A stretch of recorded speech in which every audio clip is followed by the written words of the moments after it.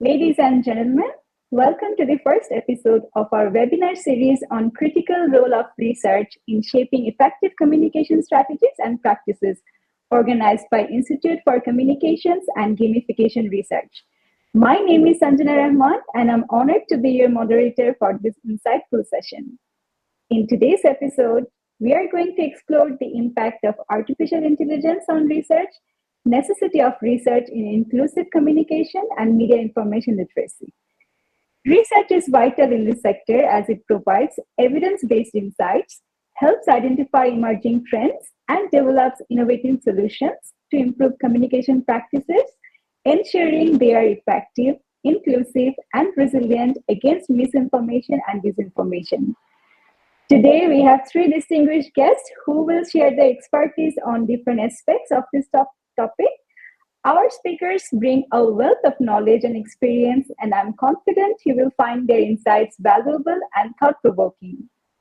First, allow me to introduce our speakers and their topics. We have Dr. J Selby. With 3 decades of experience, Dr. Selby co-founded Orton Consulting Asia and the third degree. He excels in quality management, crisis management, and effective communication. Dr. Selby, who teaches at several universities and co-chairs the PRCA Global Qualification Board. His book, Think Crisis, is set for publication in 2025. He will discuss about the changing nature of research in the age of artificial intelligence. Our second speaker is Dr. Mastura Mohammed. She is a senior lecturer and postgraduate coordinator of communication department at University Putra Malaysia. Specializing in journalism, participatory media, youth and media, mass communication, and public relations. Her research includes qualitative methods, and she focuses on community empowerment and social equality. She is deeply involved in DEI and ESG principles with a keen interest in inclusivity. Dr. Mastura will discuss about the concept of inclusive communications and the scopes and importance of research in this sector. And the last but not the least, Mr. Roberto Calleja Fernandez. With more than 30 years in journalism and 17 years in education and communications in Malaysia, Mr. Calleja brings vast expertise. As head of program of mass communication at International College Subang, he focuses on AI, behavioral change, and media and information literacy. Mr. Calleja will explore the necessity of research in media and information literacy for today's episode. So I'm passing the floor to Dr. Selby now to talk about the changing nature of research in the age of artificial intelligence. Floor is yours, Dr. Selby. Thank you very much for the wonderful introduction. It's always going to be pressure being the first speaker, so I'm going to try and set the bar a little bit low. Who knows? I wanted to do something a little bit different with my presentation today, so please just give me a moment to get the slides up, and I'll explain my approach for this session. We're talking about AI, and I found the best way to talk about AI was to involve AI. So I decided that I would co-present with 2 different AI or GPT platforms. A little bit about me that's kind of been covered. Please feel free to reach out to me on my LinkedIn or my email below if you'd like to talk about anything qualitative research or communications, especially crisis communications related. For today, my approach was to be a little bit different. I wanted to see what AI would tell me was important about itself for my presentation. So we're going to have, a bit of an interesting time. I used one prompt. I'm speaking at an industry event, yada, yada, yada. What must I include in my presentation? I used this for 2 GPTs, one ChatGPT, the free version that's available, I think it's 3.5 or whatever, and Gamma.app, which helps you to create presentation slides. You'll see some examples of those shortly. I'm not going to talk about everything that both AIs suggested I should cover. I'm going to select what I believe are the key, most important points about how AI is changing the nature of research. But I have to love the bottom part, and this was ChatGPT's initial response to my prompt above. Your presentation sounds timely and valuable. I love that it's excited about itself. So let's get in, because I'm actually excited about what I discovered through this experience and also what I can share from it. Now, for those of you who are familiar with ChatGPT, you'll recognize a very irritating format in terms of lots of hashtags, asterisks, and everything. But this is one of the key areas they wanted to touch upon, and I think I'm going to take out what's important. Out of the idea of, the impact of AI on research in our industry, we have the value that AI-powered data collection brings us. And I think this is where, at least for me, AI transforms our world, because it simply enables things to be faster. And more importantly, it's not only being able to collate faster and work through and analyze and look at trends and identify this. It's actually the fact that it is now significantly cheaper. We've always been able, as an agency or even from the client side, we have always been able to purchase data. We have always been able to get large data sets and pay people to, run the numbers, as I say. Now it has become significantly cheaper through the abilities that AI brings to the table. When I started my career, and that's 30-something years ago, I was doing some research based in Singapore, and I spent an entire week in the National University of Singapore Library looking through newspaper records and photocopying every article that I thought was relevant, taking back home with me, about 3 to 4 reams worth of photocopying, and then analyzing by hand. You cannot imagine, the amount of time that took. Now we have AI power, and what I spent, equivalent of probably 3 months doing, can now be done in a fraction of that time. And I think the fact that it speeds things up is very valuable for us. In the late 90s, I did a similar activity. I was looking at globalization of movies and looking at how the movie industry had changed from 1955 through 75 through to 95, and looking at the places and that movies were filmed. Again, I sat in the Central Auckland Library for a couple of days, running through the microfiche machine, printing out every movie page of every newspaper for a particular month, and then again going home and spending significant hours trying to analyze it. So what's great about here is the point on scale. It can do a lot of data analysis faster and cheaper than we possibly can. It also helps with data visualization, because we often struggle thinking how we can visualize or represent visually what we've got. AI enables that. Now, that's great for journalism. I always respect journalists and their design team for being able to come up with creative ways of sharing client data.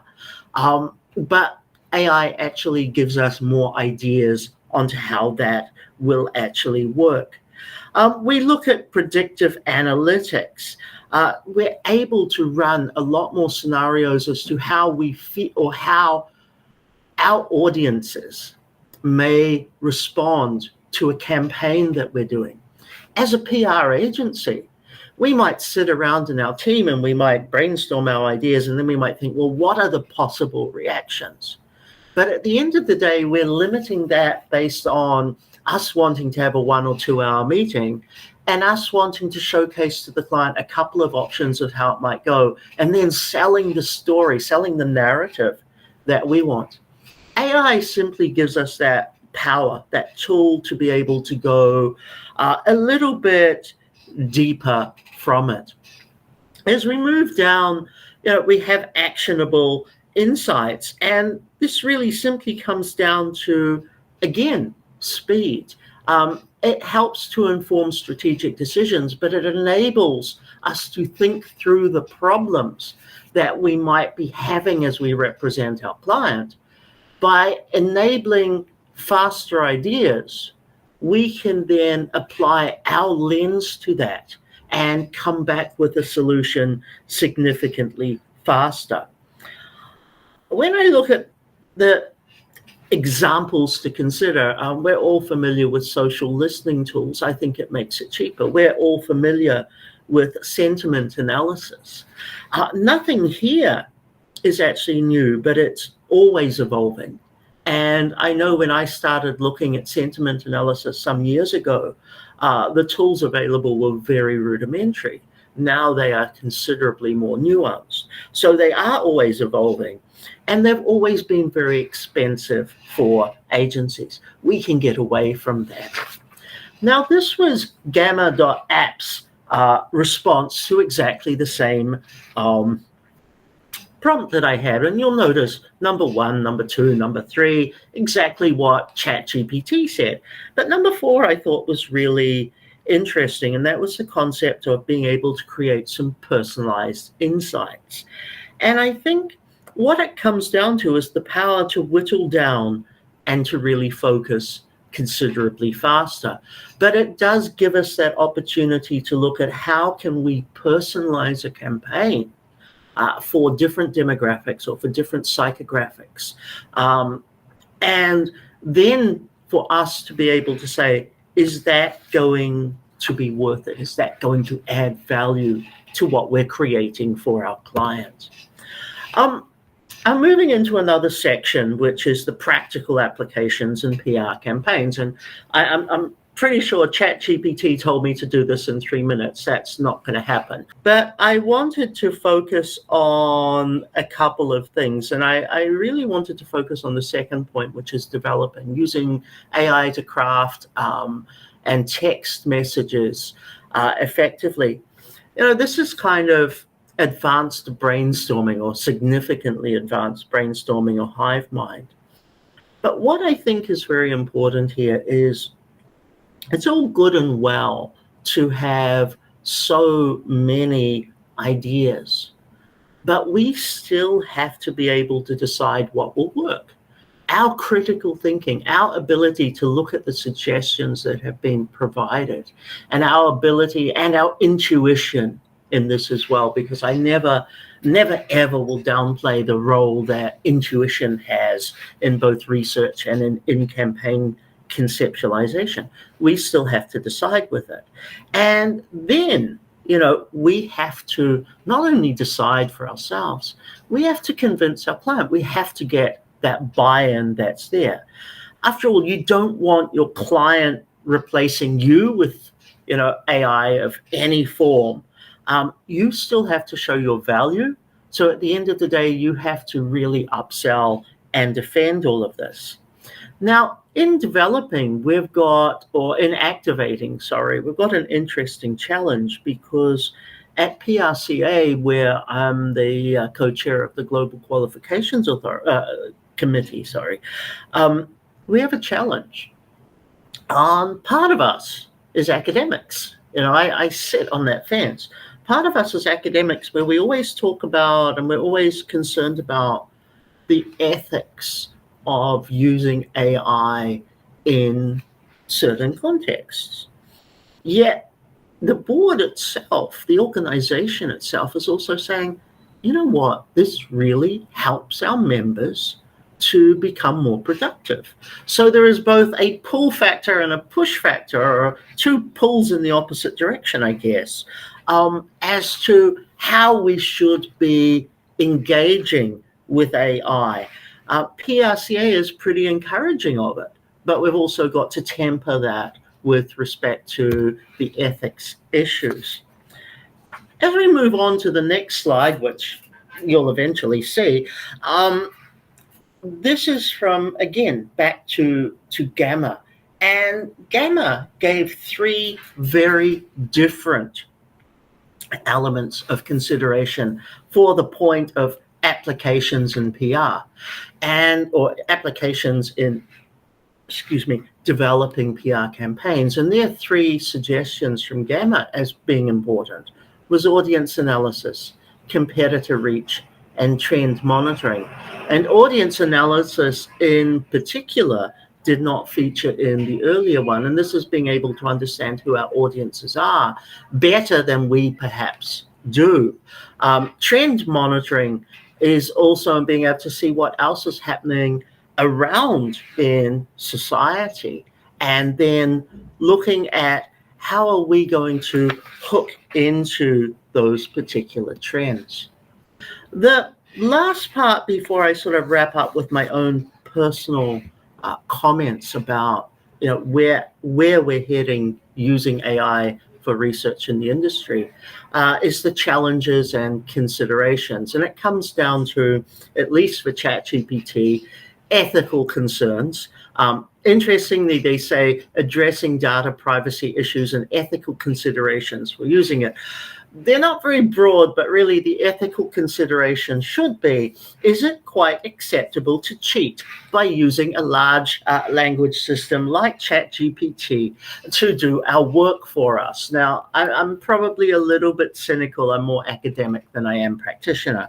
But it is about the ethics. It's about getting access. It is about what you're selling to your client. And that's why I said previously, it's so very important that your personalization comes into this, because at the end of the day, a client can go and use ChatGPT or any AI for a fraction of the cost of what they're paying you. There is the importance of balancing AI and human insight. And I want to sort of look at, it's not about balancing, because we can all work at that. It's actually working out what that balance really is going to be so that you get maximum benefit. And wading into a campaign development where your team says, let's just rely on AI, that is not a balance. So it is important to be able to work out what that balance will be. As we move to Gamma's response, overcoming challenges in adopting AI for PR research, it talks about data privacy and security, so nothing there that's new. That relates back to the ethics. The one thing it touched upon that I am glad to see there was what it calls algorithmic bias. And I want to put this as in plain terms as much as I can. When the early GPTs were created, they were Eurocentric. If you asked it to generate an image, it would generate an image of a Caucasian person.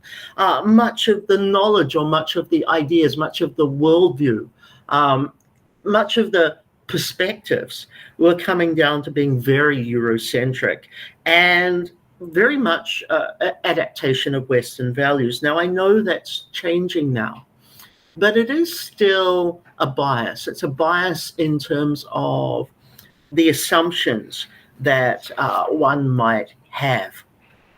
Now, my second to last slide, now Dr. Selby can speak, it's really my reflections on everything that I've talked about. And I just wanted to point out four things that I feel. Yes, I believe AI has a significant place in our future. Do I believe we know how to use it yet? Absolutely not, but we will. What I want to focus on is four key points. One, research skills will never change, but our engagement with that process is what will change with using AI. It always will be a tool. It will be there to help us. It will help us faster. It will be more accurate than we've been. But at the end of the day, we still need that intuition. We still need people, the humanity aspect of it, to interpret what the results of the research mean and how we're going to springboard that to the intention that we have. A second point is we really need to develop our prompting skills. But at the same time, as we're developing that, because that makes the data or the feedback we get better, but at the same time, we need to enhance our critical thinking skills. There's always a risk that AI will deplete the need for us to be critical thinkers. And I'm just going to use a very blatant example. I know definitely, Roberto, we're of the same generation. I don't know if you can remember back or want to remember back to primary school, but we weren't allowed to use calculators. And the whole argument was the moment you have your calculator in there, you're going to not remember math skills. As a kid, I could go into a supermarket, and as they're sort of churning things on the till, I could add up in my head as fast as the till was. I can't add simple numbers now. So unless we work on increasing our critical thinking skills at the same time, we're actually not going to progress from this. The third point I want to make, and this is why I chose to do this style of presentation today, not all GPTs or AIs are the same. You can see the difference in content created by the same prompt. You can see the overlap, you can see the divergences. To me, that's fine, but what we have to do is remember this fact, that actually in research, triangulation is very important. So as we're using AI for research for what we're doing with our clients, we need to use 2 or 3 different AIs, and then we need to use our triangulation skills, our critical thinking skills, to see where the overlaps are, to see where the divergences are, and to make a change from that. And my final point before I do an AI sign-off, actually, is people will always matter. You can never take people out of the equation. I say that, look, intuition or gut feel matters more than ever in the age of AI. If we feel it got it wrong, we need to prompt, we need to probe more. So it's developing those skills. We need to ask those questions. But more than anything, we need to satisfy our mind first about what's being provided to us for us then to say, how do I want to use this? And I wanted to give ChatGPT the final word, and I'm going to read a very simple one line or 2-liner that ChatGPT gave me as I finished this particular presentation. And I'm only putting ChatGPT here because I agree with it. So let me quote, AI can handle vast amounts of data quickly and accurately, uncovering patterns and insights that might be missed by human researchers. Its ability to continuously learn and adapt means it can provide increasingly valuable insights over time. However, it's essential to pair AI with human judgment to ensure context and nuance are considered. Thank you very much. Thank you so much, Professor Selby. And you have answered so many questions that were raised by my students as well. And I'm sure the other speakers have the same queries coming from their classes. So we would keep some extra time after all 3 speakers have discussed their topics, so we can discuss among ourselves regarding all these topics we have covered today.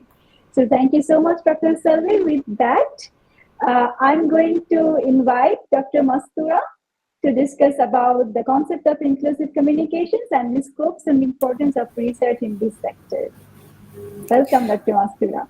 All right. First and foremost, thank you very much for this effort, and thank you very much for inviting me to this session.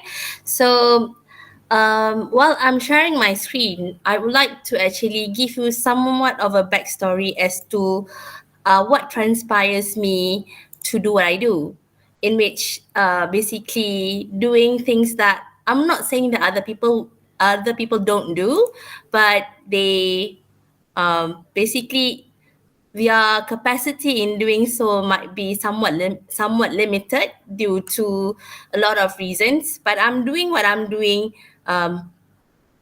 just because I myself is categorized of having a physical disability.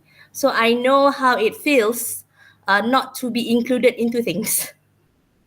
Right. So when I had the opportunity to develop myself as a person, earn a good education, earn a degree, have experience in career building and manifesting. So I am using my experiences to actually ensure that there will be more inclusion or inclusivity efforts done by the research community to make research process more inclusive, right? So this is basically that's why I introduce myself first, and then as you can see, the tag here is improving access for all. So let's go to the next slide.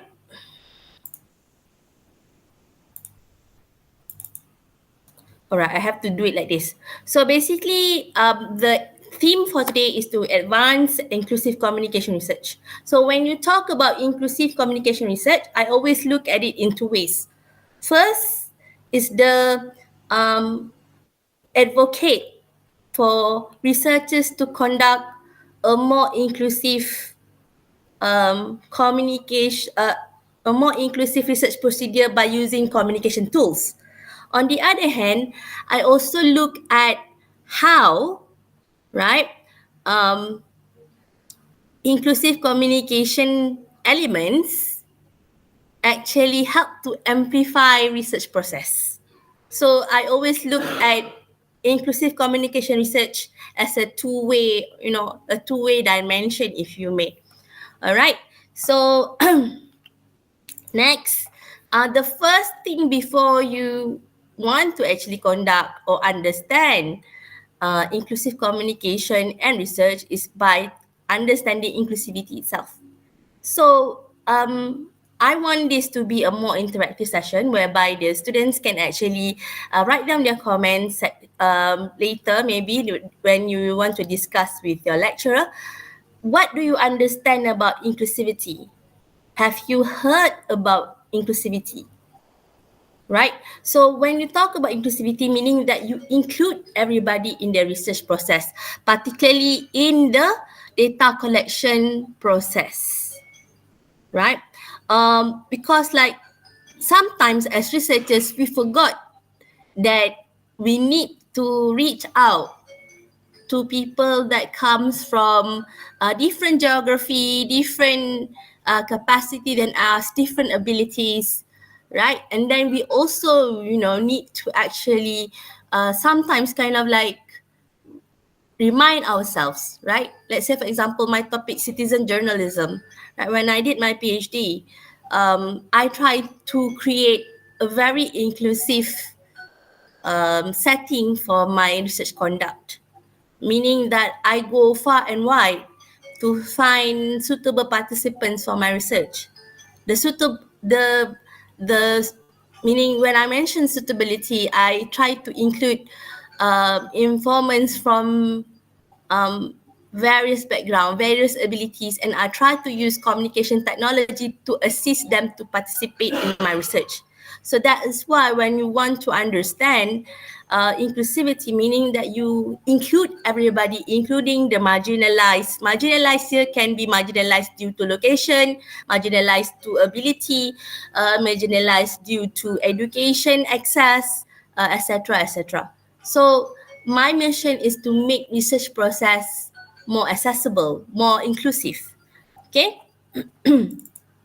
Right. So when you actually look at communication barriers, right, in inclusivity research, or the other way around, which basically using inclusive communication tools to make things actually more inclusive in the research process, you can identify what kind of um barriers that may come, that may hinder this process.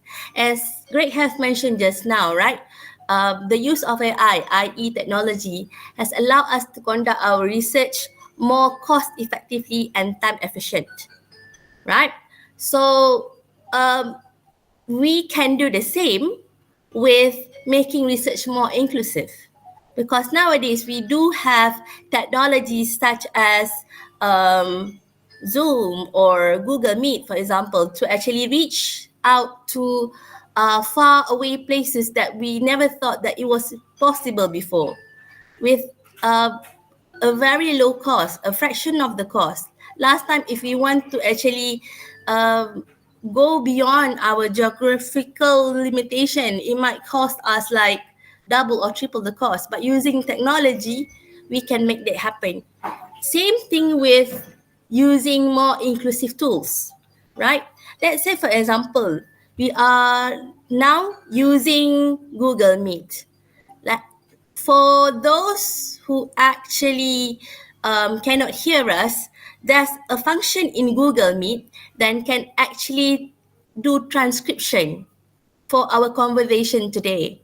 So basically, they too can participate in this session by reading the transcription, even though they cannot hear us, maybe because of they have hearing impairment, right? So basically, there's a lot of I mean, I have spoke to a lot of researchers locally and internationally. I think they want their research to be more inclusive, but they do not know how. Even using as the simplest technology like Google Meet, for instance, right?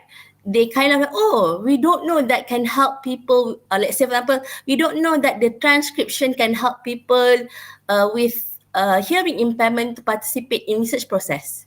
Let's say, for instance, like something like that, right? Because like maybe in most of the times, they do not look beyond the transcription function, beyond, oh, people reading the transcription to understand the conversation, but they do not know that, oh, that will also benefit people that have a hearing impairment to actively or to maybe initiatively participate in research process, something that we don't actually think about it in the past, right? Or we have thought about it but we don't know how to do it.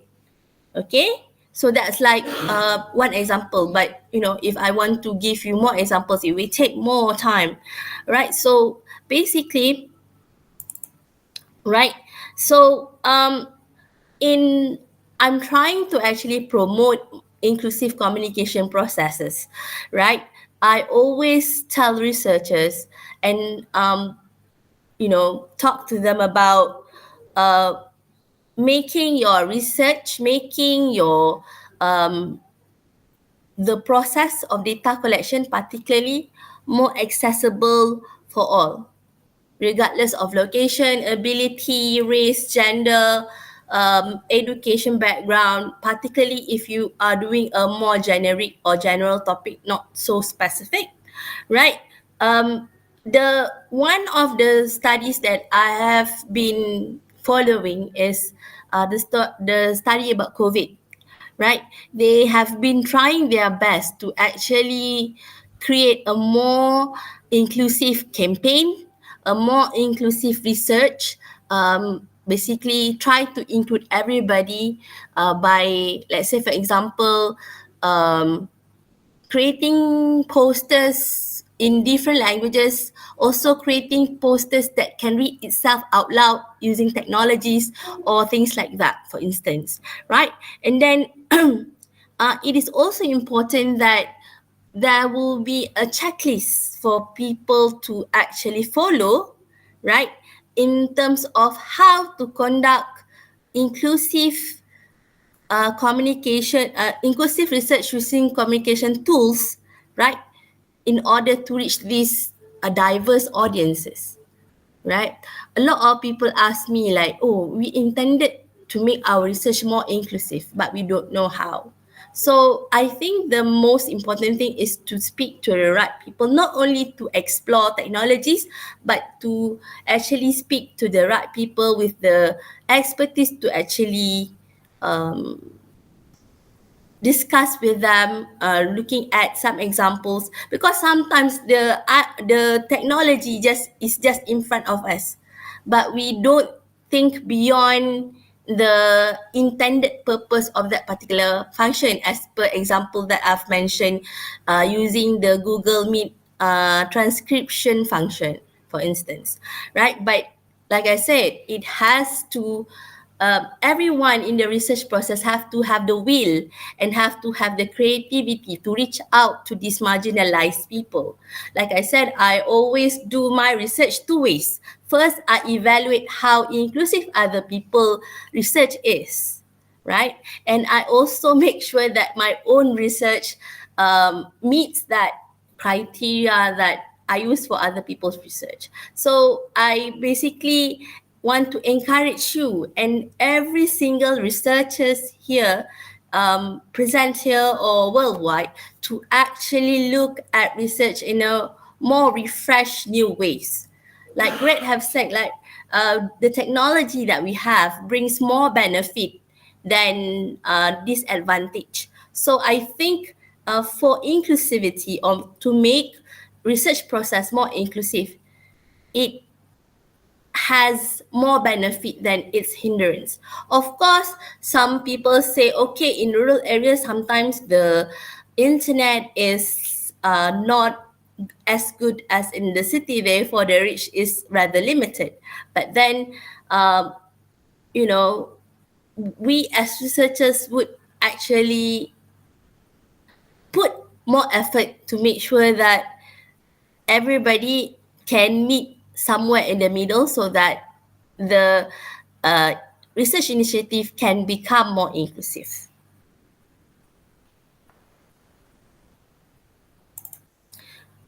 All right, so this is a quote from Helen Henderson. So this is in line with my belief.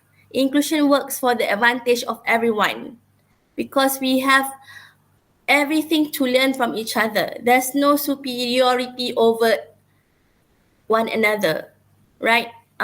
That's why I enjoy doing qualitative research, because I meet people and I learn from them, right? Because I primarily do qualitative research than quantitative, but then I also do quantitative, but basically qualitative is my forte. So what Helen told us is basically by making the process of research, by actually promoting and measuring inclusivity in research, we are promoting everyone to actually be part of learning with each other, learning about each other, right? Because we all, regardless of where you're from, what capacity you have, we all have something to teach and learn from other people. Right. So these are the what to say. Basically, these are the four things that I always tell people how to actually explain this in a very simple way. So the main problem is basically many of us feel that we cannot be inclusive because we do not know the whole function of the communication choices. We do not know how to maximize the technology that we have to make our research more inclusive, right? Because many researchers are unaware of this. They wanted to do it, but they do not know how, as I've mentioned. They also have this perception that the cost to reach marginalized communities might be higher. Like I said, because yes, it will be higher, but it won't be as high as, let's say, for example, as if we try to do it in the 1990s or in the early 2000s, right? It will be slightly higher, but it won't be like a bomb of a cost, like how it used to, right? Make sure that there's a representation of each segment of the society. And then for the process, right? Basically, we have to actually, because nowadays we are only aware to actually make ourselves or our research more inclusive, we translate our materials to different languages. But we forget Beyond languages, we can actually do more to reach out to more marginalized people, right? To be honest, I do not like to actually use the word marginalized, even though that's the real scenario, right? I always want to kind of like reframe it to being inclusive citizens, right? Rather than identifying them as marginalized communities. Marginalized communities here can be people with disabilities, people from the, people from the rural areas, from the actual. Yes, someone raising hands or someone commenting, because I can actually hear something, a sound that usually someone raising hands. Anyone has a question? I wrongly pushed the Oh, button. Sorry no to say. worries, Greg. I'm No trying to worries. send a heart because I loved what you were saying. Right. But can you hear me right now?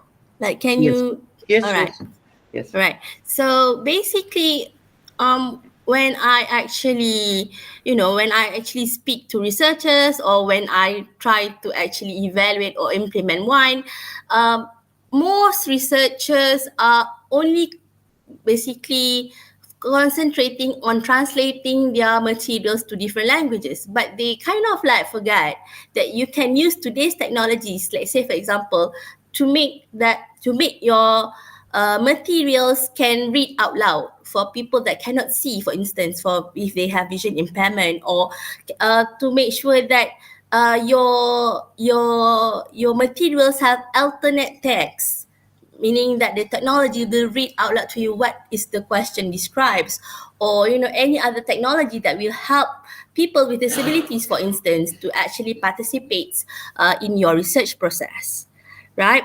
So the product of these nuances that I've been researching is to develop tools to kind of be inclusive in your communication in your research process. So basically here I've mentioned about creating resources, enhance collaboration opportunities to create more diversity. In this process, I also have created a few frameworks to help other researchers. I also collaborate with uh, my community representative of the marginalized community to actually provide some guidelines as to how to help researchers, as well as to um, kind of like advise them on what kind of plans that you can do to make your research process be more inclusive, right?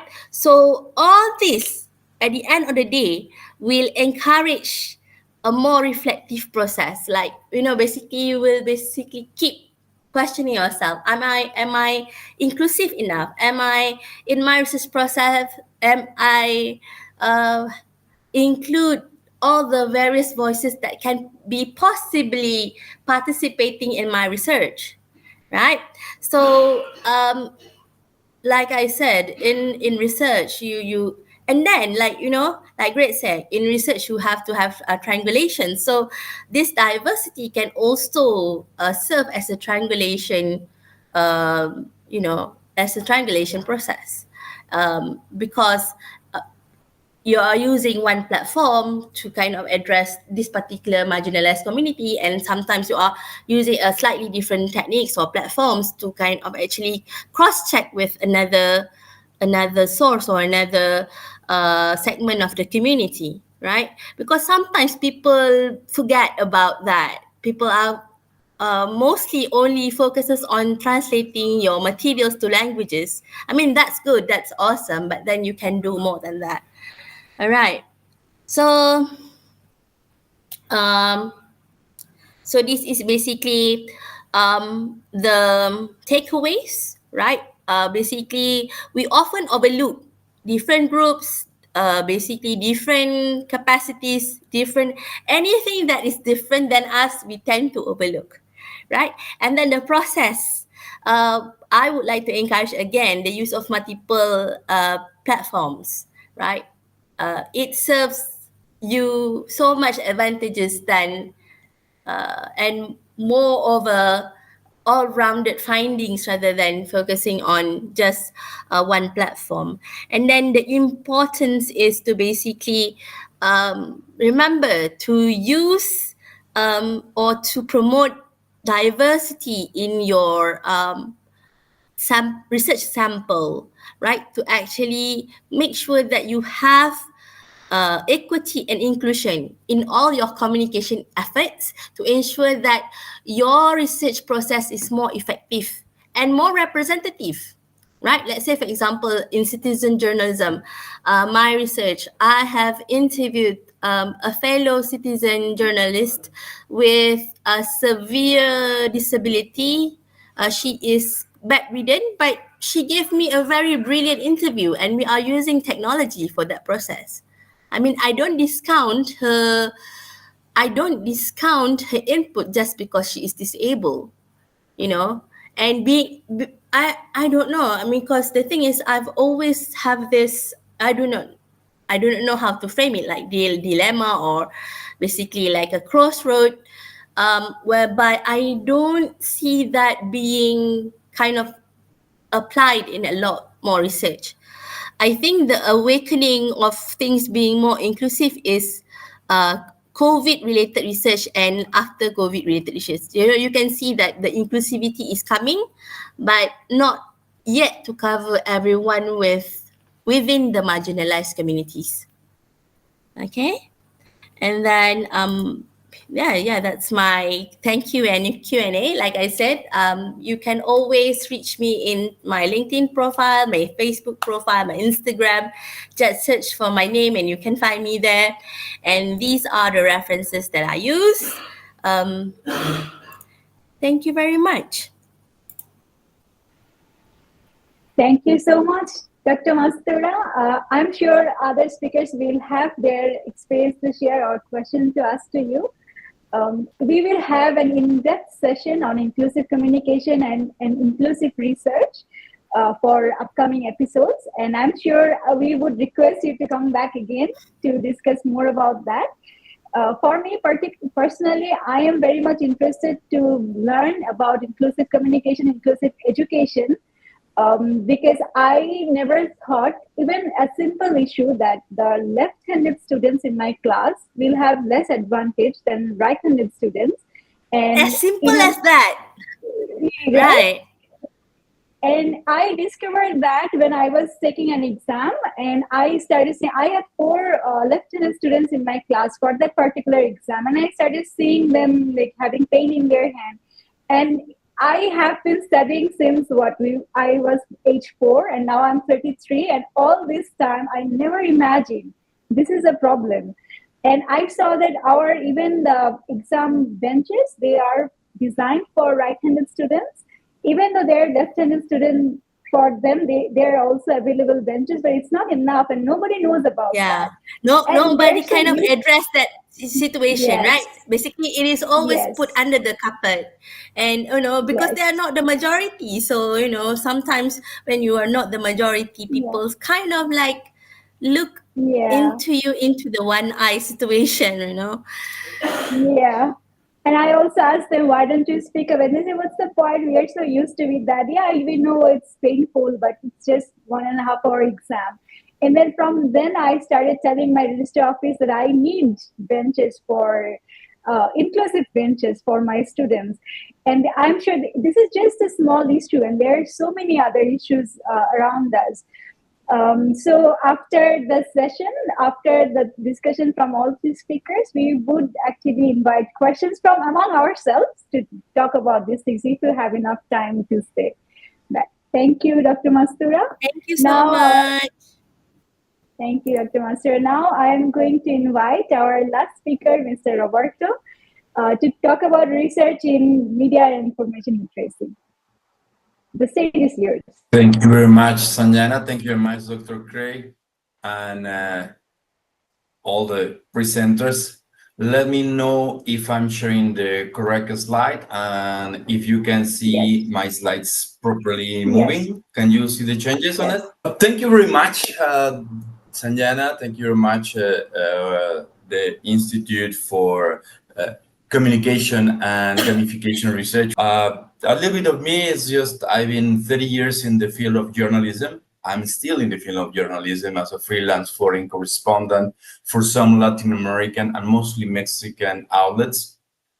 One of the advantages of speaking Spanish in a foreign country. And well, because of that, I'm very much interested in the effects that the huge amount of information that we are exposed today in this era specifically is having in particularly the youngsters, but the society at large. In today's quick presentation that I will do to you, we will talk about precisely what is media and information literacy. We will talk about a little bit efforts that are taking place worldwide, just a little bit.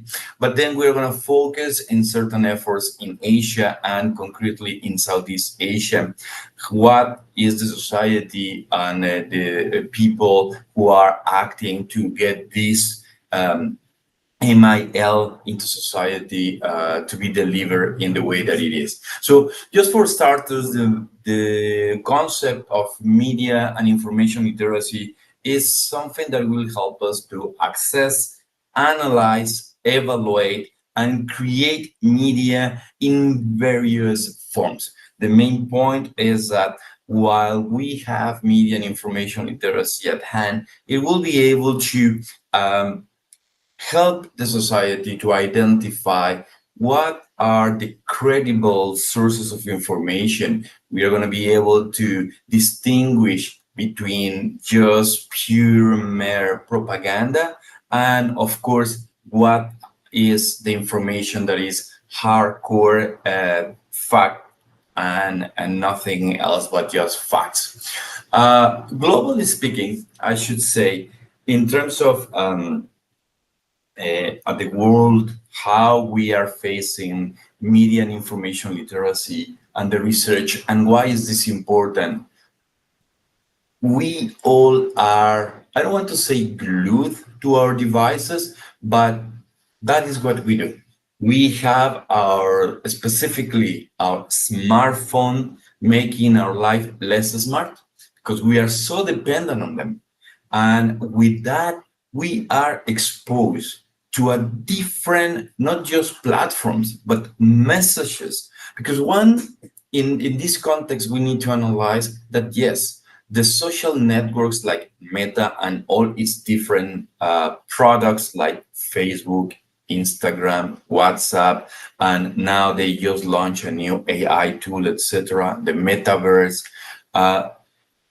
is just one of them, because we also have TikTok and we also have WeChat and all the games that ByteDance and Tencent, which are these large real companies that are creating this content, are exposing us to use.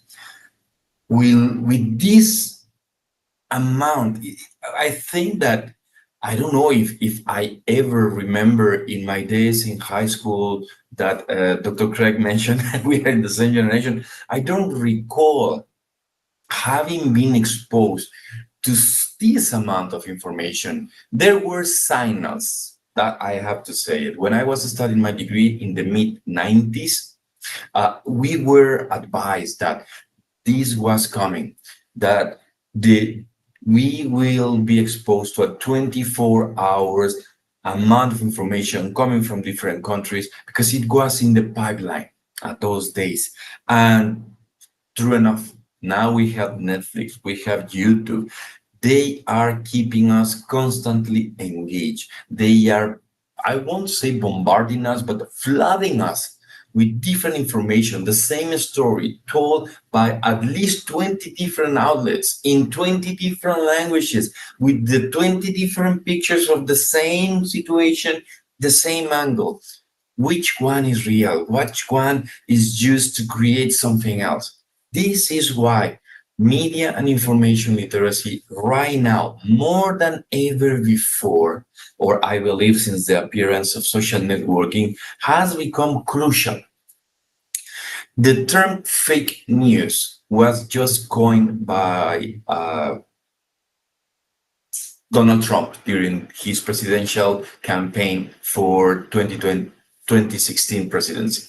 But if we analyze exactly what fake news means, it's exactly what we have been experiencing for many years from the media, which is misinformation, disinformation, and the blunt malinformation that some people want to create to distract and to totally misinform people.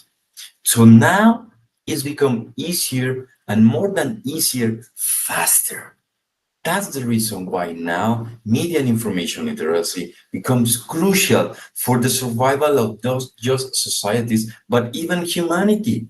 During COVID, we listened so many statements saying things like, if you drink or inject Clorox, you will be cured from COVID. We remember also who said that or who made it a public statement about it. That is why we need to know what is going on. Hand in hand with media and information literacy is helping societies to develop citizenship, get them involved in the democratic process of electing representatives. That is crucial. We are seeing how elections can be totally manipulated by the lack of media and information literacy training among their societies. There is the rise of certain ways of thinking now in this era that we are living as humans is really incredible. I would have never believed that in plain single 21st century, there will still be people thinking that the earth is flat.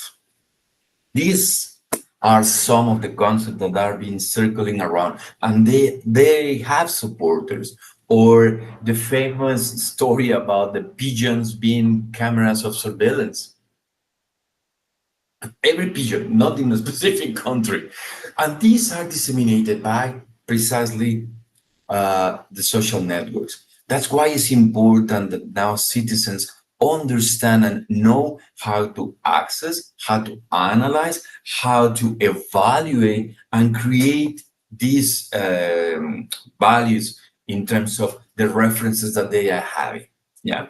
Now, when we move to the global, I'm sorry, something that I forgot to say. In the global arena, there have been countries that are taking steps, baby steps, to incorporate media and information literacy into certain level of curriculum at school level. Countries like United Kingdom, like Canada, like the United States. Those are recognized. However, these initiatives are coming not from the people in power, but from organizations within the society, what we call non-governmental organizations. Why? Because the research on media and information literacy is proven that also helps to develop and increase the critical thinking skills in learners. It's hand in hand. And at the global sphere, again, are these society organizations who are pushing. In the United States, in certain states, it's not a national policy, I must say. Certain education departments in certain states have incorporated this because organizations have been pushing to have media and information literacy incorporated in their syllabus. When we talk about the efforts that are taking place in Asia specifically, well, I was reading very interestingly that in China, they developed a theory, a full course. They tested it at primary school in many different provinces. And after testing it, they are now implementing it. Of course, we understand that this coming from the government initiative, which is good to be able to implement as a whole. It will take some time. I mean, China is one of the largest countries in the world. It's the first or the second together with India, so they have so much population.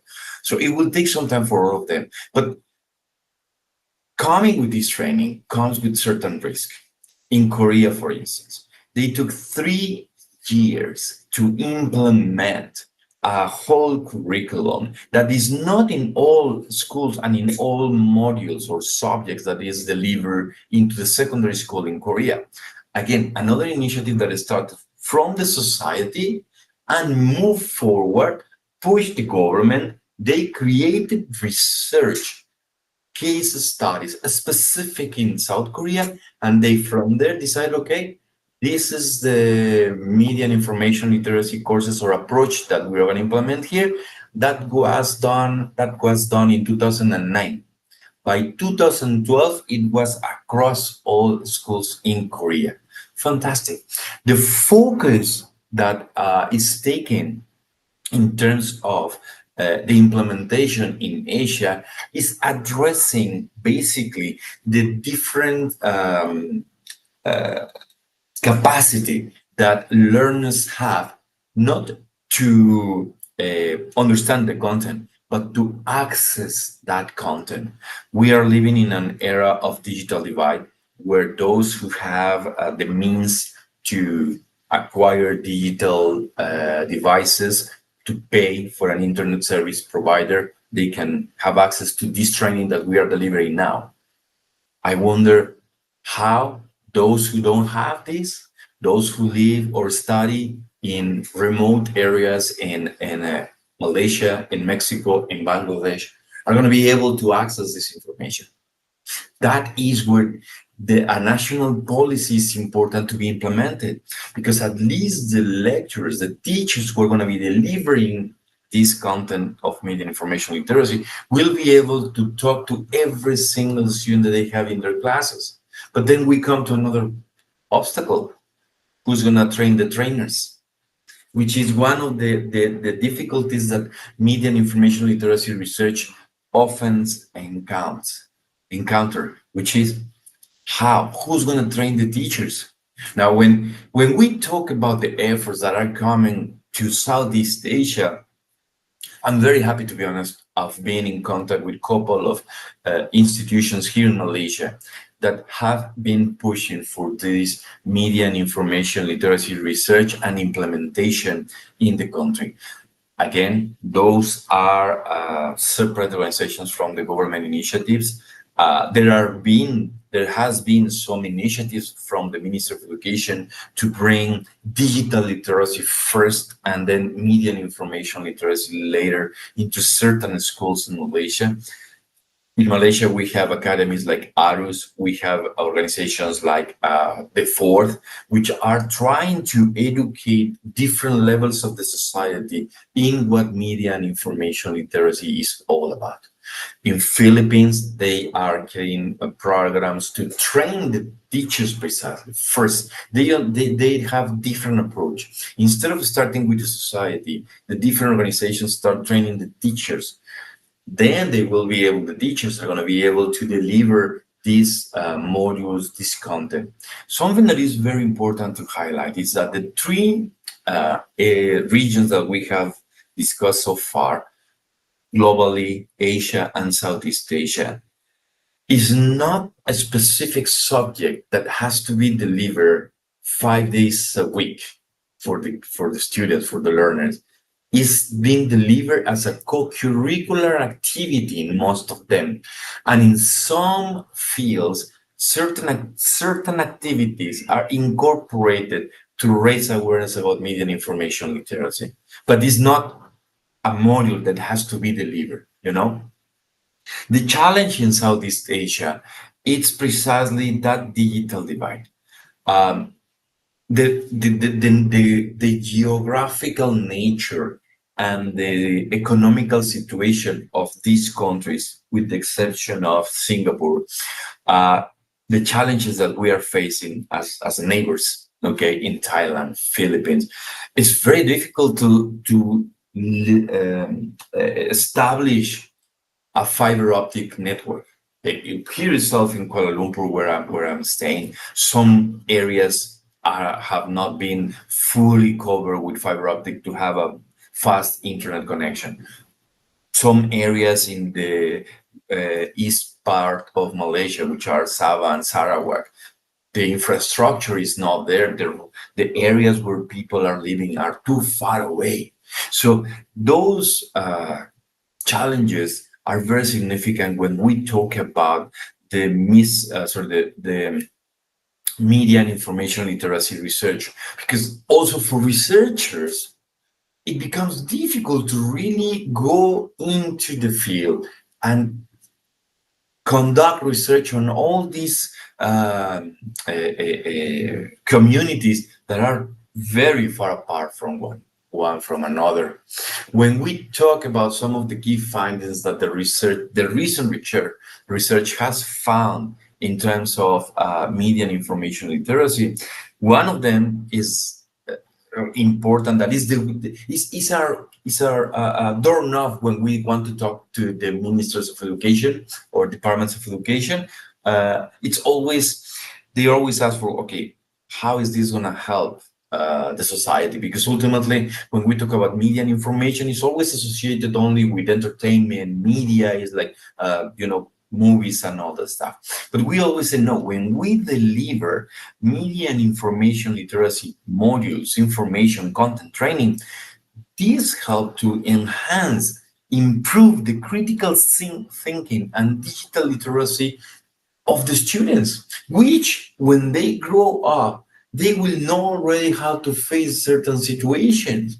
The situation right now is that our children in Malaysia, in this area, in Southeast Asia, around the world, they are exposed to digitalization. Yes, they have their cell phones, they have their computer, they have their Netflix, they have their tablet.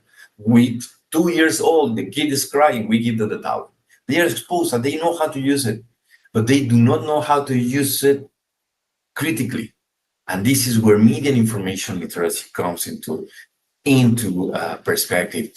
The integration of media and information literacy in the curriculum varies significantly among the regions. That is what is coming in the research.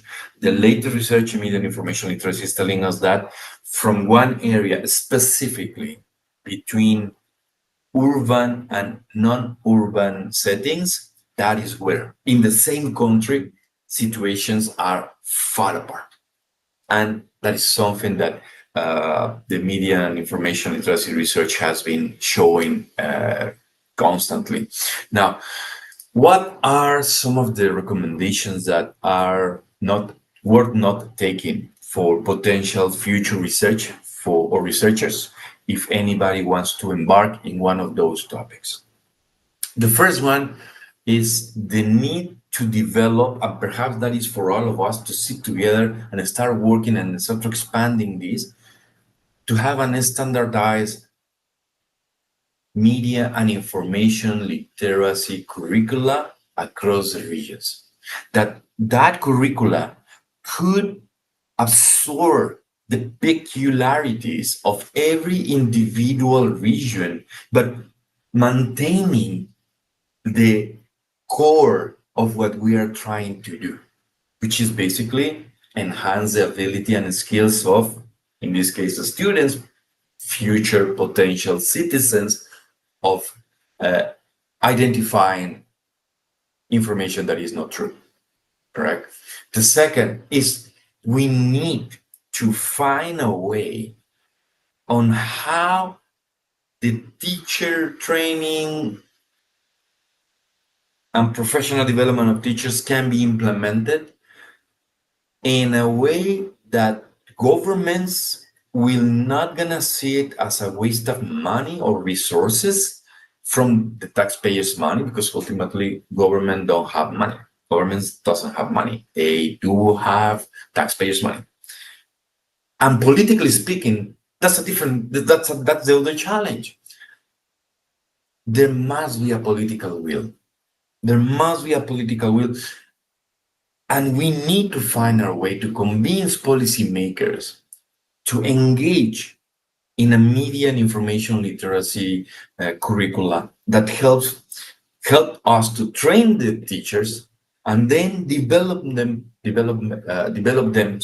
professionally to be able to deliver this content. It's for the benefit of everybody. Everybody will be beneficial from this.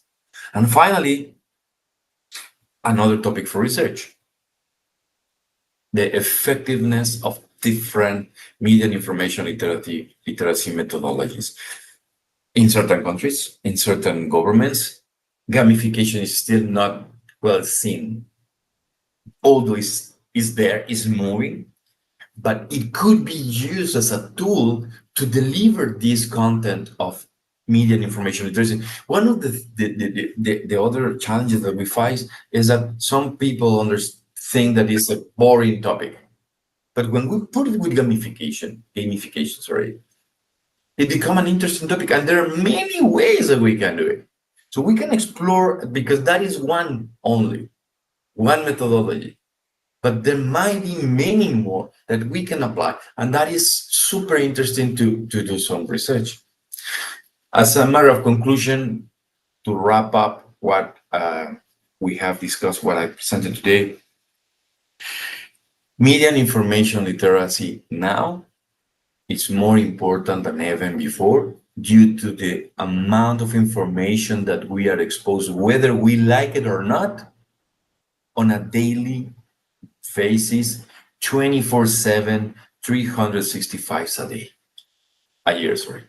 It's impossible for us to be able to process and distinguish what is fake from what is true if we are not trained to identify it. And that will make us believe false leaders who pretend to lead us to the good way just for them to take their money out of it. More research is needed in the specific topics that I mentioned, because although there has been research and is continuing research in the media and information literacy space, there's still many more things to understand, to try to breach those elements that are far away. How do we do it? Find ways to implement it, find ways to assess it, find ways to engage with policymakers. Those are the things that are still pending from our side in terms of research. With that, thank you very much for the time that you have spent to listen to me. Anytime you want to listen or find or connect to me, please look for me with my name, Roberto Calleja, in any of the social platforms: LinkedIn, TikTok, Facebook, Instagram, X, former Twitter, or contact me through my email.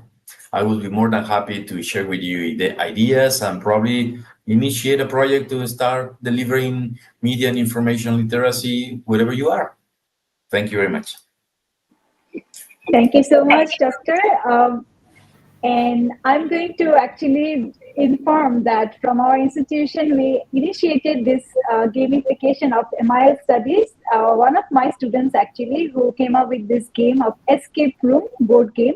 So we are now in the middle of designing. She already designed that, and now we are in a discussion of how to make it more MIL, how to say that. So we can conduct pre and post evaluation experimental studies with the game. So I'm sure that you all will be a part of that once we have a prototype. We already started working on the prototype. So I already discussed that with Professor Selby as well, because from the institution where I teach, my university, I also coordinate a students' outreach program for media information literacy. So these students actually go and teach the school and college students. That's so fantastic. Now they are our target audience. So from Institution of Communication and Gamification Research, I'm going to sponsor that. We started sponsoring that actually, since I am from the both sides. So there will be, I think, more guidance from you all. And second, the second one is I have a question for you before I open the platform for other speakers. All my students, we have so many different programs to teach MIL, but when we talk to the students and ask them, what's your biggest problem regarding digital literacy or media literacy? And they keep saying that, we have to be a watchdog for our parents because they don't know what they share on social media, and we always have to keep them on check that this is not real, this is not this is fake news, that you have to delete it now. So what's your take on that? So there is an entire generation, Definitely. they have to unlearn what they practice until now. So please. Look, definitely. I mean, I totally agree with your students, and that's exactly what I do to my students, and I do it to my own mom and my own father-in-law, who keeps sharing and resharing, these chains of memes with a lot of information. One day, exactly, what I do, it's I don't try to convince them that what they are sharing is wrong, because they will never gonna listen. Ultimately, we are their children. So what I do is I reshare to them a link that has or contained information that is telling them that the information that they sent them before Was is not wrong. true. Exactly. It's definitely, So I do that with I'm my not the one parents as who's well. telling them that is wrong. I'm not the one who's telling them that is wrong. But the information that they read in the post or in the link that I send on YouTube is telling them, amazingly enough, I should have to tell you this. It has taken some time, but it's effective. One of the things that I've been, because currently I'm reading about precisely debunking and pre-bunking fake news and everything, I'm very much now in the inoculation theory, is that even though we tell them sometimes this is wrong, da, da, da, da, da, they will take it and it will remain there. But as any vaccination, it needs reinforcement from time to time. So one single training, and that's why it's important that we have these exercises in a kind of rotational or in a cyclical manner. One doses of debunking information is not going to be enough. It's going to last for 3 months. There are research about it. It lasts for 3 months. After that, we tend to lapse. It's normal. It's Lapsing, just we tend to lapse. exactly. It's not just one generation. Okay, it's even us. When we learn something, we need to reinforce it kind of every 3 to 4 months, depending on it. In the case of misinformation, it's even got is if every 2 months and a half. In certain countries, it's every 2 months that people have so much information. I believe that when I teach my students about journalism, I teach journalism, government, and the people, and I take advantage and I give them a lot of things with the people content of the module. And I always tell them, I don't expect you to influence your whole country. You start with your Your family. closest circle. You influence 5 people. That's enough. You make 5 people surrounding you change their behavior towards news, they will infect other 5. And the multiplying effect together that we continue reinforcing, that will do the job. That's what I think about training and retraining our parents. Training and retraining, that's the key word. So thank you, Doctor. And now I'm going to open the platform for our other speakers if you have any question or anything to add to the discussion. Yes, I do. Yes, I do. I want to ask to Miss Mastura. Dr. Mastura, sorry, to Dr. No Mastura. worries. Yes, Roberto. I also feel very close to what you are researching about. And I think that as much I will try to understand the minorities or the concept, the word that you use for those groups, unprivileged groups, how, like the training for MIL, Yeah, definitely. how do We you, face the how same do issues. you, how do Yeah. you do it for disadvantaged communities? I mean, what I have experienced in the past, I mean, I would totally agree, particularly on the quality of internet services in Asia. This is particularly just talking or speaking about Asian context because my limited research experience is just in this continent. But I do agree that uh, the availability or the strength of the internet connection or the penetration is the biggest issue, right? As much as that's what I said. One, As much as we want to have like a middle way, and you know that like we want to bring as many people or as many representative as possible, I do feel that because of that, it still is something that I struggle with, right? Like I said, the example I gave you about a participant in my or informant in my research before, she was from Kuala Terengganu. So she was from Kuala Terengganu. Just imagine if she's from Sabah or Sarawak. The internet would be like, like I mean, you all are familiar with Malaysia right now, traveling quite a bit right now. So you know there's a huge gap between those who are living in the urban areas versus the East Coast, Sabah and Sarawak. And I just imagine like she was bedridden. She can't walk. I mean, she's brilliant. She got into an accident prior to kind of like practice as a citizen journalist, and that accident left her bedridden. So at first, I didn't know that she was more disabled than I am, but then I didn't know because she was brilliant in the interview. She was very responsive to whatever that my question was, and then at the end of the interview, she kind of like tell me a little bit more about herself, and that's where I found out that she was bedridden, and we exchanged photos. I mean, it's not to so much to focus on her disability, but to understand her challenges. And let's say, as a qualitative researcher, I think Robert would agree with this because we usually try to adapt our data collection based on the condition of our informants. And I think that is like not so much happening in quantitative research, but I'm trying to change that. I'm trying to change that. I mean, when I work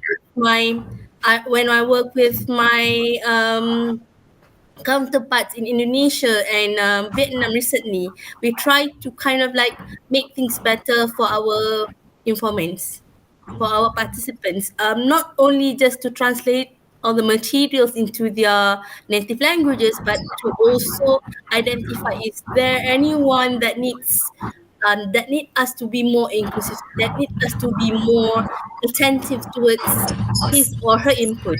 Not because his or her this person cannot give their input. It's just that maybe they need some modification or assistance in expressing themselves better, right? And I Thank think you. it's very very important. And those things, the things that we discussed today, is in a better application in more developed countries, of course, right? I have colleagues from the UK. I mean, we currently write a book together, and he said we have a slightly, he called it a slightly better situation, but I guess it's not slightly better, it is much better situation that we have here. So yeah, I mean I mean when we talk about making sure that our content or whatever module or whatever that we do reach certain places, certain people, the technological aspect, particularly the internet penetration, will be the biggest hurdle for us because we are not the ones who provide those services, right? We Exactly. just use that as a vehicle. But what I'm saying that due to that technology availability, uh, we have to open up our hearts and minds to kind of try to include these communities as much as we can.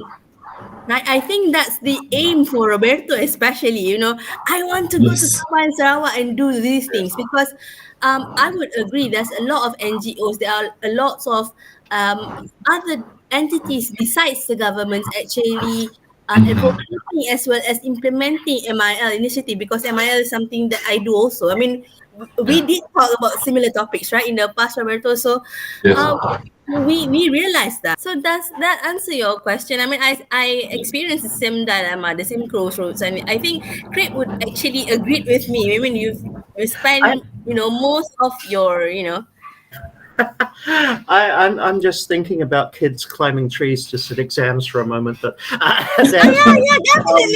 You see? so last year I was presenting at Digital Universities Asia when it came to KL. And I own an ed tech startup. I do support for postgraduate students, PhD students exclusively. And we have a lot of students in Africa, and we have this little problem. Most of them don't have a nice, smartphone. They have really, they have basic smartphone. a 10-year-old iPhone that's sort of been regenerated a few times.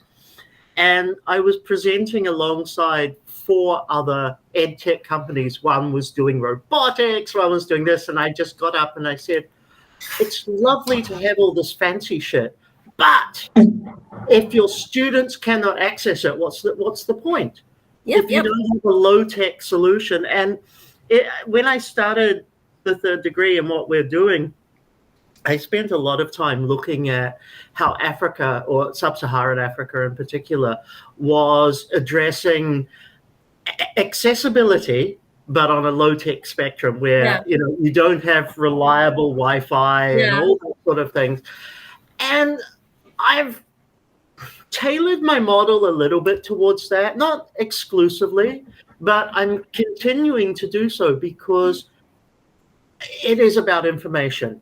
And it doesn't have to be fancy first. It has to be information. It has to be basic first. And then you can look at everything else. But I wondered if I can, ignoring that whole spiel from me, sorry, Mastura, I really like your topic, and I like it for a couple of ways, because I see it happening in research. Okay, I see why it's talked about. I don't see my students talking about it. I think they go for the convenient route of saying, well, you know what, this one's a bit hard, let's move on. I'm working with a candidate at the moment who's going all out for convenience. I'm like, well, that's not going to really do justice to the problem. But that aside, I actually see 2 areas. And I just sort of want to maybe explore it with you to see, have you explored this? Because I see there are 2 aspects of inclusivity. I see one being access, which I think you've amazingly covered today. And, I'm going to invite you to come and do a session for my platform on that, because I really loved what you did. The second one I see is engagement. And you've covered that to some extent, but one of the things that I've got interested in the last year is the evolution of creative research methods, and how we use the 4 different types, or the 4 different categories of creative research methods to engage with our participants. And I'm just wondering to what extent you use evolving creative research methods in the type of research you do as well, because I think there's a lot more, this is, if we go back 20 years ago, people will say, oh, mixed methods is so new. Right now it's the go-to thing. I'm now that with creative research methods, because I'm pushing for its involvement in business research, for example, which is a little bit out of its usual stake. But I'm just wondering how, whether you've explored much on creative research methods as they evolve, or what your opinion is in terms of how they are going to help as a engagement method rather than an access method with participants who might be on the outer of society, or on the margins of who we would traditionally engage with for research. Well, I would agree to you to some extent. I mean, a lot of researchers, particularly novice researchers like PhD students, they are, very keen on getting things done conveniently. They don't really think about representation or whatnot. And for the things that I do, Actually, we do actually incorporate the creative business method to reach out to more audience and engage with them. Let's say, for example, currently I'm doing a research with autistic children, and I used the art-based research to communicate with them. Fantastic. So, I mean, these are the things that a lot of people don't think about because they are, focused on doing the convenient, right? Well, I worry that we're taught at master's level basic qualitative, basic quantitative, and we don't do anything else. So by the time students come to doctoral level, They they're will not really all that, yeah, the structures are there. They're not necessarily aware of the Level, value that yeah. creative methods brings to the table. Mixed method is something also that we do. We Mm, also do action research method, and yeah, in this action research method, we always, identified with whom that the actual informants or participants are, and try to adapt to their level. Let's say, for example, level of cognitive level of engagement, to ensure that they understand what we're trying to deliver, because we don't want to short sendiri. Well, Malaysians call it like, we don't want to, do research that doesn't go down to their level to for them to understand, yeah, right? So because we want them to be as genuine as possible. um and we also, particularly in disability related, if you are actually looking into that, just giving you some examples, we do have research using technology, and my recent encounter with a person, that particular person is non-verbal, but he uses his head pointers to actually communicate with us. They use ACC, which is assisted communication, like a pad. Like, let's say, for example, the pad mentioned like, I want to eat, so the symbol is eat. So they use ACC to actually communicate with us, because fantastic. those people are non-verbal. So particularly, it's not that convenient to do, but we can still do research with them and about them. Yeah, no, So brilliant. fantastic. so That's fantastic. so is because I know how it feels, not for my voice not to be heard. Yeah, I know how it is to not to get access to school from an early age. So you're I know how it is. So basically, Hard. when I am at this level, right, I have this conscious of and conscience to do better than my generation, than what I have experienced before when I was younger, right? Even though in countries like Malaysia, because all of you have lived in Malaysia, it is not equipped with this kind of knowledge, this kind of mentality. They are not ready yet for this kind of mindset, but it is not for me to give up.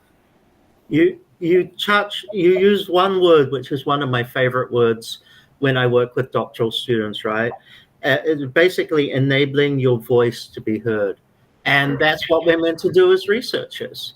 And It's we uh, when I say we, I just say the research community Yeah, definitely. generally is Yeah. very lazy and goes for Yeah, convenience. it's very lazy But and very convenient oriented. It's like, we no, need to yes. I flip want to do that convenient and something.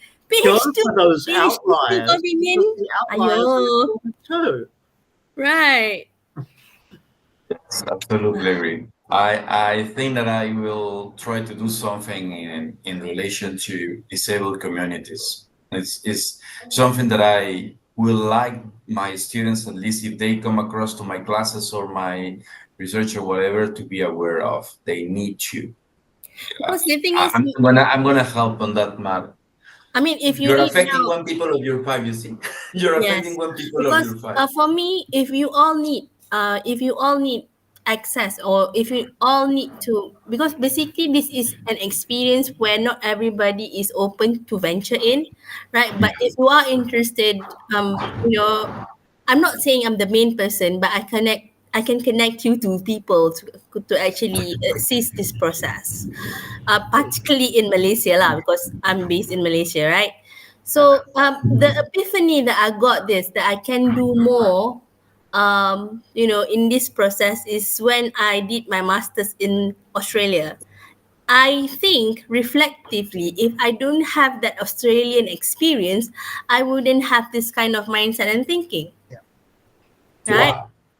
So No, interesting. that makes a lot of sense because Because like the, I'm the very world different. views of You wouldn't have seen it if I you wouldn't didn't have seen it. I wouldn't have seen or feel experience not how is happening. it like how is it like to be heard? How is it like to be yeah, treated as equal Early, as yeah. other non-disabled people. So it's a very refreshing view. I mean, I spent only about a year plus in Australia, but then that 1 year has kind of like changed how I think. Because prior, where I came from, yeah, where I come from, which is Malaysia, we set ourselves in, we are disabled, so people need to help us. I don't really see like I can help other people at the time. But when I had the opportunity to study abroad and the experiences, because I've worked with Australian Paralympic Council, I do projects with them. I also do community level outreach with, if I'm not mistaken, All Access Australia. So basically, all this experience shape how I think and build me as what I am today. If I'm not having those experiences, I don't think I have this kind of mindset or this kind of way of thinking.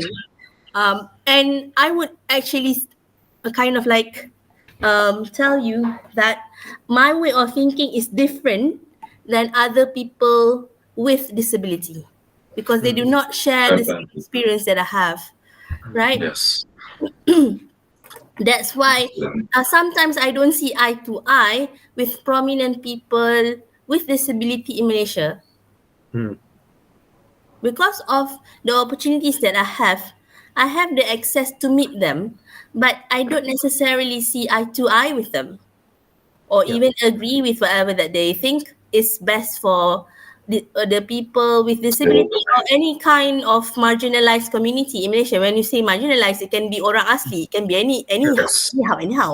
and that is why the voice of marginalized communities is even more important because you should be at the control or the Yeah, heart of the solutions that you need for that community, Yes. not necessarily trying to blanket it or yeah. somebody saying, oh well, we see this community, they just need that. Yeah, um, because people think that this is just an example because I live with them, right? I'm surrounded by them.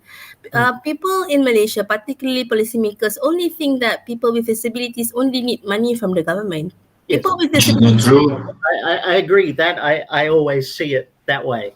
I Yeah, mean, like, give the handout and be to quiet. tell you the Yes. truth, yes, we need money because everything costs more when you are disabled. But then we need other sorts of supports, particularly access to school, because many people with disabilities do not have the chance to go to school because they do not fit the bill to go to a mainstream school. Yeah. Correct me if I am wrong. What you guys need besides money are the opportunities Yeah, the that opportunities. are given to non-disabled Yes, people in the same level and condition for non-disabled people given to disabled people. yes, So they definitely. need to understand that Yeah. there are certain limitations and Thank give you you for just speaking. Thank you for speaking my language because not a lot of people understand that. Mm. Because I know how struggling it is to be in the yes. mainstream school system, and it was not on my first attempt. Exactly. It I was, know. I mean, I know. I had my chance to go to school in the UK before when I was younger, way younger. And I don't feel left out by my friends. The school itself, even though it doesn't comprise of students with people of PWD, but then they welcome me with open arms. They don't look at me differently. They don't treat me differently. Of course, I Correct. need more assistance, of course, because I And it was provided. yeah, but it was provided, yes, and no questions asked. Like, oh, do you need like, do you need this? Do you need that? Like, yes. Okay, we've provided for that. I mean, And that's it. when I come back to Malaysia, it was like a shock to my system in the sense that, like every time I ask for help, they say, "Oh, we cannot provide this to you because of yada, whatever reasons lah." Most of the time, it's the money related reason. It's interesting. I view it in this way. A person with disability asks for something at a school, they're seen as privileged. Yes. And that's the mentality. Yes. Where it's actually everybody else who's privileged because they've got something you don't have. Yes. And the flip in the mentality is so screwed up. Yeah, but they're like, well, why should I spend extra money for one person? I've got, 1,000 other people that need something. Okay, this is particularly something that I have to share. This is also happened in my current workplace. Okay, wow. It's not limited to the education system as per schooling experience. It is currently happening in my current workplace. I'm the only academician with disability with a pink card, the OKU pink card in my current place. And they would kind of discuss like, why should we provide this to this person? I mean, when they provide, yeah, definitely. I'm not kidding. This is not like, this is not something. I would have thought that because it is what it is, a center of knowledge, no, there won't be that kind of discussion. No. A center of knowledge does not translate to a center of intelligent action. Unfortunately. I mean, there is improvement over the years because I've worked there at least for 5 years. There's some improvement to some extent, but fundamentally, they do not address the actual. Mastura, how much of the improvement has been you pushing rather than somebody in leadership saying, "Oh, look, we should be doing something"? No, I've been working my ass off to kind of like influence everyone to see it from my point of view, but kind of like the management is always say, we don't have the money, we don't have this, we don't have that. A university that doesn't have the money is only Trump University. Everyone else has money. There's always money in a university. To be fair, they did kind of like trying to improve themselves because right now, since 2019, the government initiated inclusive policy in public university. It is like a mandatory. But the thing is, as per usual for everything that happens in Malaysia, the policy is there, but the implementation is taken forever. Right, took them forever, and basically, these things got delayed because no money. These things got delayed because of yada. And the truth is, in my institution, for at least there are 70 people, 70 students with different types of disabilities, 70 in a 20,000 capacity university. We are about 20,000, yeah. We are about 20,000 as a whole, as a population, but we have about 70. So in terms of the margin, it's relatively small. But then, it doesn't mean it is insignificant. Exactly. It has to be addressed. It doesn't matter even if it was only one. Yes. I mean, because like Greg said, when we ask for something, they see it as like, oh, it's a privileged thing. They even mock my request for a ramp, and they kind of like nickname the ramp as Dr. Mastura's ramp. It's not my ramp. I will buy you a plaque to screw on the ramp because you deserve it. Yes, exactly, man. But I mean, yeah.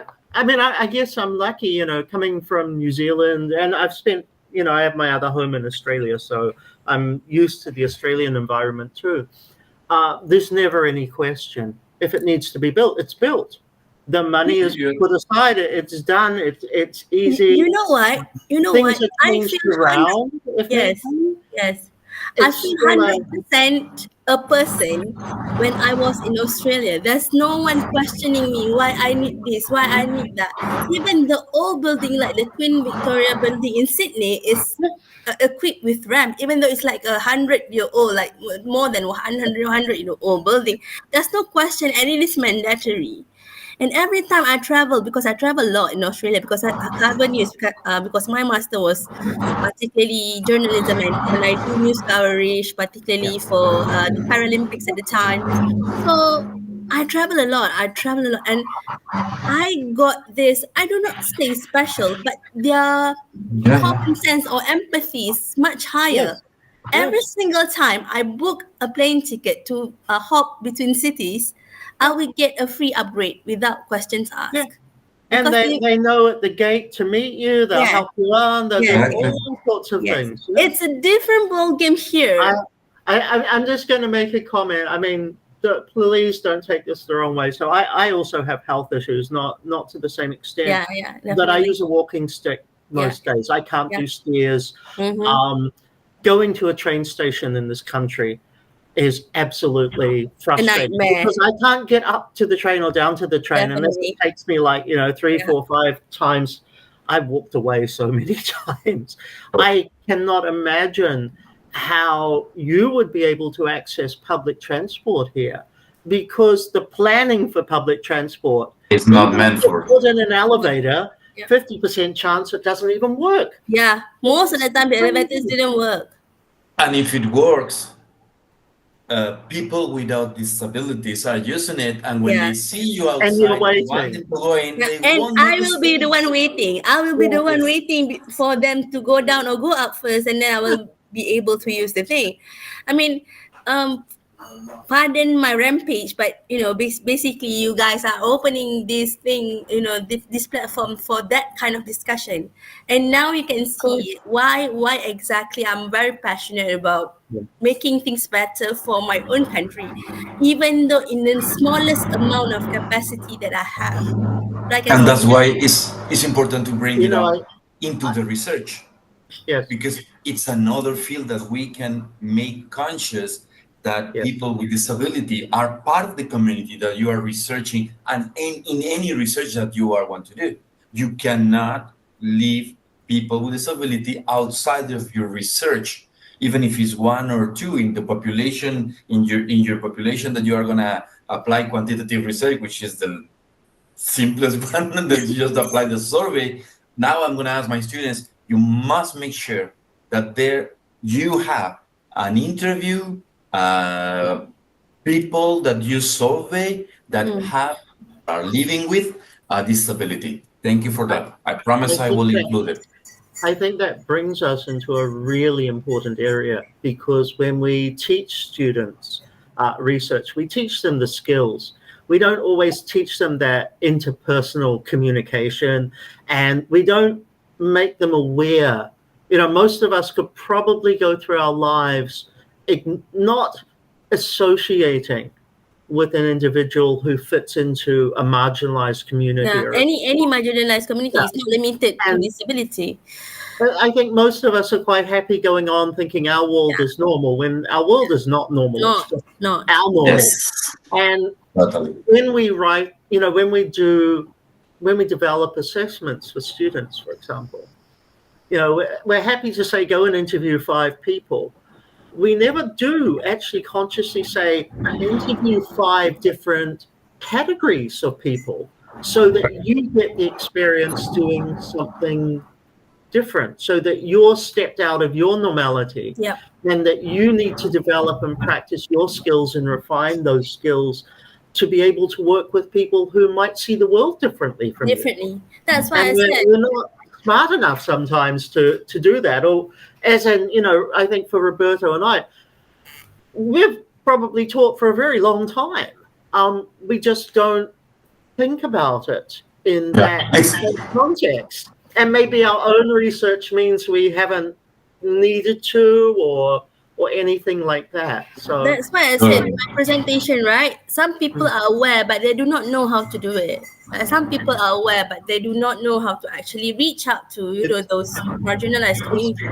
it's funny. I teach decolonization of research because I think it's fantastic. And, having lived overseas, over half of my life, right?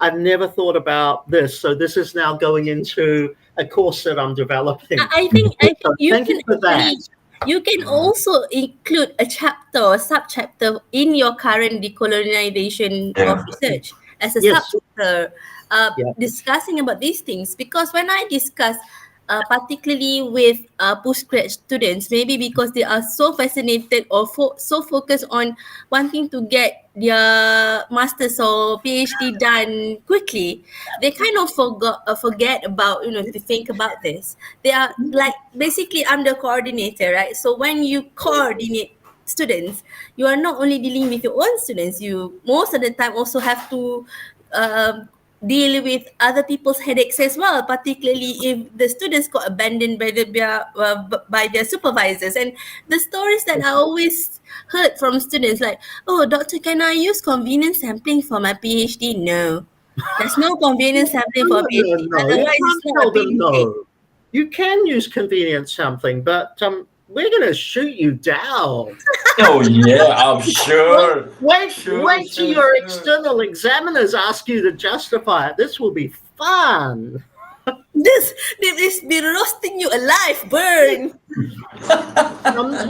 Sometimes you need to learn the hard way. Because the thing is, like, I receive this all the time. And for postgraduate, I also teach qualitative research for undergraduate and master's Okay. level. I don't teach a PhD level yet, because Okay. in my institution, even though I have the experience and I have the knowledge, because I'm not a professor, I'm not allowed to actually Okay. teach a PhD level course. On the flip side, I'm not allowed to teach undergraduates because I don't like kids. I exclusively teach masters and doctoral. But it's kind of, I only want to teach research. I don't even do discipline specific. I teach across the board. I hope I can be more like you, Greg, one day. I am definitely going to touch base with you because so I'm an affiliate with Nottingham University, Malaysia, and I have a research grant with them to actually redesign qualitative methods across campus. That's my They got me this year teaching MSc program qualitative research, which is great. I inherited it from somebody. So, you don't want to step on anybody's toes. You just follow. Yeah, definitely. I did it. It was fine. I made a few tweaks, to it. But I've been asked, like, will you do this again? I've already had my time booked for next year. I've got to come back to the country for that if I'm not here. And I'm like, this time I'm changing everything. Write down the assignment. I really want to bring this, what we've talked about now, straight into the assignment, not because I want to be an advocate, but because I want to showcase that research can be anything and you have to develop your skills. Even though I've met Roberto a few times, but I never really reveal, like, I have a disability, I mean, because that was not the context then of the conversation that we were so having. the conversation doesn't, like, really linked. But then, because right now I'm speaking about inclusive communication, basically I have to introduce my background and why I do this. And basically I see myself as a bridge between those with disability or those from marginalized groups to the non-disability, non-marginalized people. I will start using your lingo. That's the first thing that I'm going to do. I will not going to talk about normal people and people with disability. No, everybody's normal. It's people with and without disability. Yeah, just with, because the thing is, people say that with and without disabilities. I hate when they say normal and non-normal. The world is not normal, so don't label yourself as normal. What is it that Morticia Adams said? What's normal to the spider is not normal to the fly. So, if you are a fish, then if you see an elephant, it's not normal at all. Exactly. Thank you so much. All right. Yes, It's Doctor. been a pleasure anyway. So Thank you very much, everybody. Have a great day. take care. Thank you, everybody. Fantastic.